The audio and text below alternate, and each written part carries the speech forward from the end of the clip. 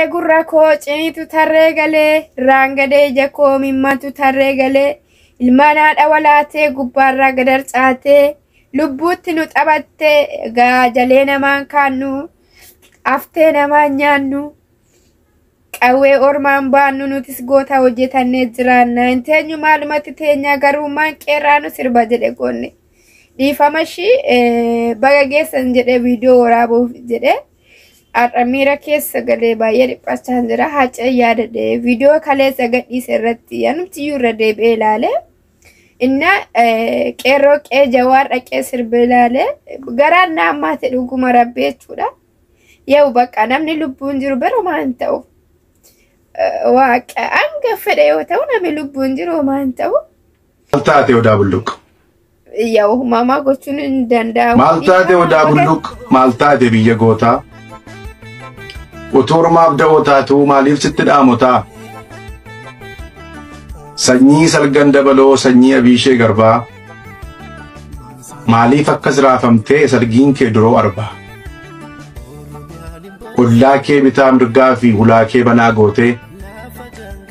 yuuyyee fiyyeessi meeqaa mirgisaar makee hootee meeqarraa darsa buuftee itti uwwistee bullukkoo Callaa kee araddaa kee daakuu kee baaduuf bukoo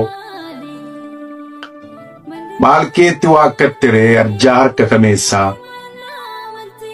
kan nama dhugeen beekne gootee abbaa ameessaa warra arjooma kee sanaaf dursitti baqatanii maafsitti garagaluu rasaasa naqatanii dhuguma ajjeefamuun buqqa'uun siif malaaree harki baksaa gurshe suni maaliif daaraa hammaaree durbi qarree kee ingichaa ijoolleen kee taaboree iyyaaseen dargaggoo kee warra mataan goofaree birraanoo dhiyaateera mul'attee qarri aduu qe'een kee erga onee egaa eessaa ragaduu yerootti tikseewwan kee ulullee afuufanii yerootti loon kee kaloo dheedanii ququufanii yerootti biqilaan kee daraaree janaqatee eessa deemaa machi kee qe'ee isaarraa baqatee maalama jaajiin kun kan birraan si weeraru godoo qaaxillaa kee irraa eenyuree kan geeraru bullaallaan qilxuu kee irraa kukkuu siddisee jetti sandaaboo boqqolloo kee daawwachuuf jarjarteetti aarri mana kee gubbaan barii barraaqaan hurkuu sagaleen mooyyee bunaa sagaleen dhagaa daakuu bookkisni korma keetii mar'annaan ameessa kee qe'een kee har'an dubbatu ta'eera onaa bakkee gidiraa kee ilaaleeni na dhukkuba nan gaddaa yommuu ati jooraa taatu tuu qabduu araddaa bulu cooma jennuure yoo bulee baquu baate